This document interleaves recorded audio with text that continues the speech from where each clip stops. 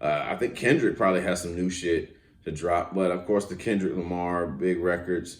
The Mary J. Blige, of course, looking for Mary to do her Star Wars dances that she likes to do. Can nobody do it like Mary? Nobody can do Mary like Mary.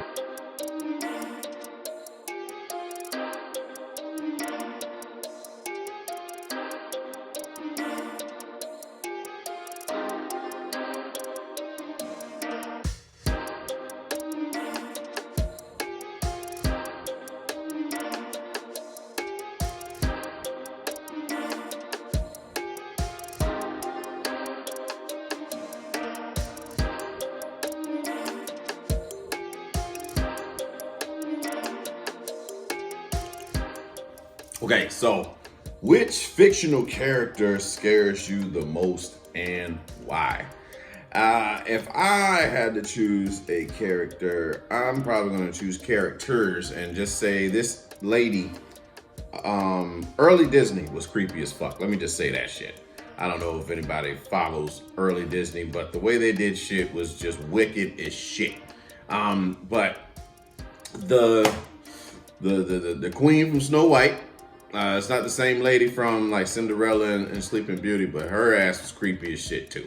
But the queen from Snow White, just something about her was wasn't just a little fucking off with me. You know what I'm saying? Like as a little boy, this is what used to give me nightmares and fears and shit like that, was just seeing her. And then when she became that fucking golem looking thing at the end, the witch and shit. It's a couple old ladies walking around that look like this with these big ass eyes and with shit like that. But also just Disney bitches in general. The queen of Sleeping Beauty, like Maleficent. Yo, it's this scene at the end where it's like Aurora's crying, right? And then in the distance you hear this, and then she show up, and it's like the way this light hits her. Yo, I used to be at home waiting for my mom to get home as a little boy. Like, I think I was probably like, I don't know, maybe 10, 11, 12. I know it was probably middle school. But that's when, all them tapes were starting to come back out with the classic, the little gold shit. They started like the masterpieces, whatever you call the collection shit. And that one came out, right? So we would like, me and my little brother, we would like watch this shit, unless he was at daycare. I don't know, one of the two. I know I was watching this shit dark in the house, and that sound would come on. It's really the music, but she just looks crazy, creepy as fuck to me. And I'd just be like, I'd be nervous to walk downstairs and shit like that. And like I said, it's this Maleficent scene. She give like this gangster grill face, what I'm saying, just showing up at that point in time. And then of course, they're saying the same woman, whatever her name is, but it was the actual actress or whatever. She's in Cinderella too. She plays the mom. And yo, let me tell you, like her voice was just she was made. She was made to play a evil bitch in a movie. I can tell you that. But Cinderella's like the stepmom. She was just same thing. This is like a scene in the beginning where Cinderella walks in and she's sitting there petting on fucking Lucifer and her fucking eyes and shit like that. So I mean, fictional character wise, that's the shit they used to kind of like creep me out. Evil bitch. But you know what I mean? I'm just thinking about it like as from a little kid standpoint. I mean, I don't really worry about it right now. You know what I mean? This shit doesn't bother me now. But if indeed, like Halloween characters for like women, if they wanted to really get on some creepy shit, yo, Queen of Snow White, the witch that she turns into, the Cinderella, looking at Cinderella like the stepmom. And of course Maleficent with the green shit, all of that in the eyes, that shit used to fucking bug me. It used to bug me to be like, just being fearful of that shit as far as like fictional characters go. And the reason for it was just how the fuck she looked, man. Like Disney knows. Like, Walt Disney knew what the fuck he was doing when he created evil characters and shit like that. Again, you look at Scar. Scar look evil as shit, yo. That little thing from Hercules, the gray nigga with the fucking with the Mr. Swirly shit, like on Doug and shit, had the Mr. Swirly haircut. What else? Jafar? Hell, Jafar look evil. All them bitches look evil. Look evil as shit. They own that shit. But early Disney is on some other shit. And you get, if you haven't taken the time, just go back and look at some of the stuff. Prime example, Fantasia. Fantasia is one of those ones where it's like, there's definitely some demonic shit going on with Walter Disney. Walter knew what he was doing. Walter, you understand me? Walter Disney knew what was going down when it came for evil characters and shit in the movie. But it's just like a typical romance shit. It's always like the good, the evil, and then happily ever after. That's practically the gist of what Disney was. And then like the man saving the woman type shit. And then they started switching it up with the Mulan. And then like looking at Moana. Moana wasn't saved by, Maui. She kind of figured it out on her own. So, the female empowerment shit, which is also dope. I mean, I think it's inspiring. You know what I mean? But getting off topic as usual. But like I said, fictional characters that are that fictional character that I thought was the scary. If I had to pick one out of all of them, that damn witch, that motherfucking witch with the big ass eyes. Just imagine waking up seeing this bitch in front of you. Like, you punch her square in the fucking face or scream, one of the two. But fictional characters that I found that I was scared of, or what that scares me, it'd be that bitch.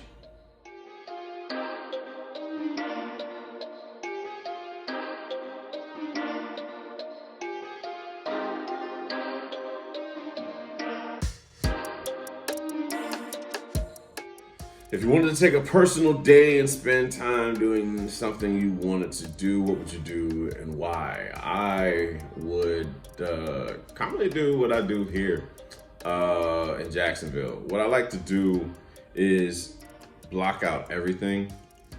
I don't even take, like I said, I leave my phone in the car. I'll take like my iPad and then I'll take my Bluetooth speaker, right? It's like a Cube or whatever. I'll take that, I go sit at the beach. I take headphones too. Because when I'm reading, I feel like I read so much better when I have classical playing in my headphones. So I'll read books to kind of like strengthen my mind, which is very important. You have to strengthen your mind daily. Your brain is a muscle just as much as, anything else. But you have to work it out daily. Not even intentionally. I mean, we work our brains out already, but intentionally work your brain out. So I'll sit there, have my headset on, and listening to classical while reading books, like self-help books that kind of help strengthen my mind. And then I'll bring a couple of them drinks, couple of them things. You understand me? Maybe some chips, something like that. Or go run through a drive-through and order it to pieces. Don't you dare judge me, goddammit. I'm the type of person to go to Taco Bell, spend $15. I will shut the bitch down. And I want them to bring back the chili cheese burrito. If anybody knows Taco Bell, tell them to bring back the chili cheese burrito that they used to have in the 90s. The shit was awesome. But I'll take a bag of grease. I'll essentially just take a bag of grease from a fast food restaurant and just really just drift away. When I have those drinks and just sit out there and just think, man, like water washes away negativity for me. And I like to be there just to take in myself, take in my soul, and recognize what the ego has done and not done. And, you know what I'm saying? And recognizing that it is ego of the things that I've allowed myself to get into, and just reminding myself to center myself so that I can think with a clear mind. Because a lot of times we can get caught up out here in this life, man. And I like to be able to go somewhere where I can just, decompress And the beach is one of those places for me. I love being out there, just by myself. I like to people watch, not like back in the day when I used to people watch at high school. We used to pick on like people and just it'd just be jokes flying. But to actually embrace looking at the families, looking at people walking their dogs, looking at like the couples walking by, looking and that's both like straight, lesbian. You know what I'm saying? Like just walking and enjoying life. That's really what this is all about. It's just about experiencing life and seeing kids growing up, being able to go to the beach. I don't remember going to the beach that much. Like as a kid, just sitting out there, but it's just so peaceful. And you get some people, you can just feel people's energy. You can feel like the joy that they have just by being out there at the beach. You can feel that people going there to kind of release a lot of tension that they've obtained throughout the week or however long, you know what I'm saying? But we're all there for different reasons. We're all there just trying to escape from reality for a second, if you will, and or even just take in life. And that's what we're doing, just experiencing it. And it's so dope to just sit somewhere and get away from it all. And just sit there. I mean, I could sit there at the beach all fucking day. Honestly, time flies the fuck by. You literally leave like at 8, 9 in the morning. Before you know it, it's 2 o'clock. Now, if it's hot enough, your ass is burnt. You're fucked up. Like in a couple months, in a couple weeks out here, at least for Florida, you know how we do. But when you're out there, time just flies, and you just embrace everything. Especially if there's alcohol. If you got some alcohol in the system, time just flies, and you have a great time. I mean, don't get me wrong. I enjoy going to the beach by myself, but if there's like people that what I'm saying, to go with, it's always good too. But yeah, when I want to take a day, when I want to just get away from it all, I take my black ass to the beach, bring my chair, I got my speakers, I have my music going, classical at first, and then I'm playing everything I grew up listening to. And maybe some of the shit that I've heard that's new now. You know what I'm saying? Like I said, Chris Rock said it one time, like whatever music you started listening to when you started fucking, that's the music you're gonna listen to for the rest of your life. So practically 2001 and on, that music gets played, and then of course the 90s and 80s R&B, 90s R&B, 70s R&B, number one to me. 70s like funk, like all that shit. That's what it is for me. You know what I'm saying? Outside of big band, 70s like R&B, soul, funk music, that's where I live. That's where, again, that's where I find my most inspiration. But it's just being out there, and the music now becomes the memory. You know what I'm saying? Like wherever you heard a song, you think about that person you affiliated, like when you did that. So that's why it's hard for us to listen to. I would say it's hard for me sometimes to hear certain music because there's still some unresolved shit from when I was around this particular person or something like that. I don't know if you guys or anybody else is like that, but that I know for sure for me for a while I couldn't listen to Kanye West's Graduation album because of the individual I was involved with at the time. I couldn't really just face it. And same with Take On Me by what's them fucking guys? Aha or whatever. Yeah, I couldn't listen to it for a while because it's affiliated with a person. But it's learning to walk towards that fire. And I feel like that's what I'm doing now. Walk towards the fire. So when I'm out there, I'll do my best to engage in listening to these songs that I try to avoid for fear, like for pain and all this other shit, or memories, repressed memories and all that stuff. But this is just something I like to do when I take a day to myself. I like to have books, drinks, music, and peace.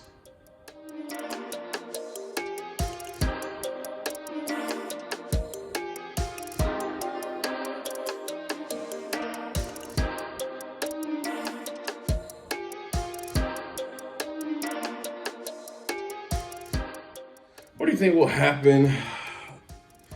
What do you think will happen in this Super Bowl on Sunday?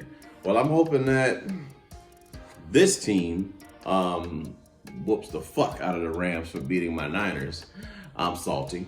And no, it was a good game. It was a really good game. The better team won. And I really do hope that we have a great game. I hope it's high scoring. I don't really care too much for defensive Super Bowls. We don't give a fuck about that. You can be defensive all up until this time. What we want is action. We want motherfucking action. Super Bowl, I feel like it's just everybody going to see Fast and the Furious. You can give a fuck less about the plot. Just show me cars smashing, shit like that. And but that's what we want to see. Ultimately, I really am looking forward to the halftime show.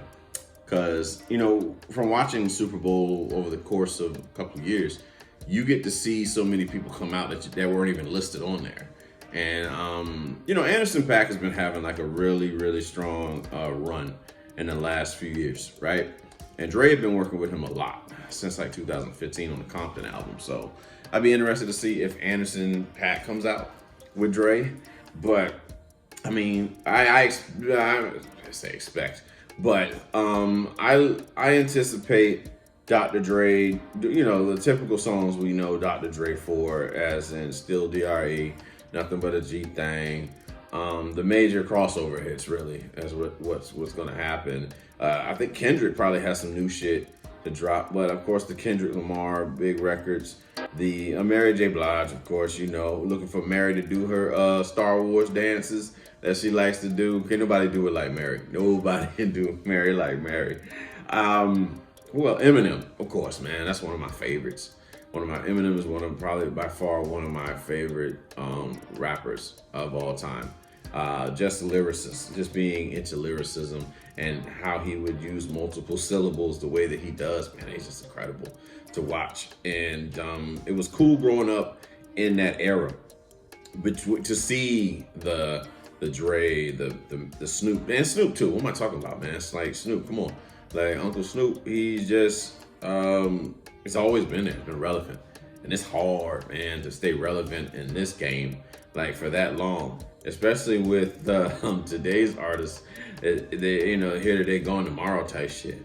You know what I'm saying?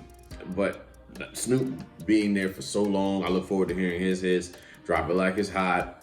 I'm thinking of records that will get the party going. I'm not sure what I see. That shit with J.T. and Charlie Brown. I said Charlie Brown. Charlie Wilson. Yeah, that shit.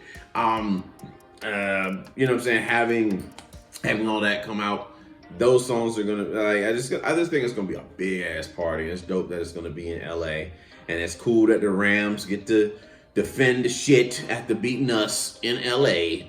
But I really am looking forward to the game itself and just being with my people, being with my family. You know what I'm saying? Down in MIA.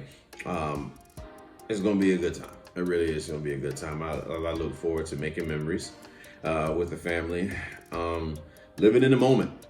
Truly living in the moment, man. That's really what it is. It's like trying to maintain living in the moment, not thinking about the past, not thinking about the future, just living in said moment so that we can enjoy the game together. But Super Bowl should be live. I see the Bengals being the underdog again. Joe Burrow gets his first ring. The city of Cincinnati burns as soon as he wins. That's what I see. I mean, it'd be cool for LA to win in LA, and I think that city will burn too, because that's what LA does. The Lakers win championships, and then all of a sudden they want to burn shit up. But we're gonna find out. We're gonna find out in a couple days. Yeah, this thing should air before the Super Bowl. I'm gonna make sure of that. So, but for those of us for those that are watching the game, damn sure be safe. Have a good time, make memories, you know what I'm saying? If you don't fuck with the Super Bowl, then ignore all this shit that I'm saying. And but definitely check out the halftime show. Halftime show should be live. I look forward to old Kung Fu Kenny, Kendrick Lamar. He's got some new material coming. We still anticipating that Kendrick Lamar, J. Cole album, wherever the fuck y'all are, get it together. As fans, we want to see that. I want to see that J. Cole and that Kung Fu Kenny. Cold world. Yeah. I think I covered everything as far as how I felt about the Super Bowl. So, go Bengals, fuck Rams, and looking forward to the halftime show. Let's get it.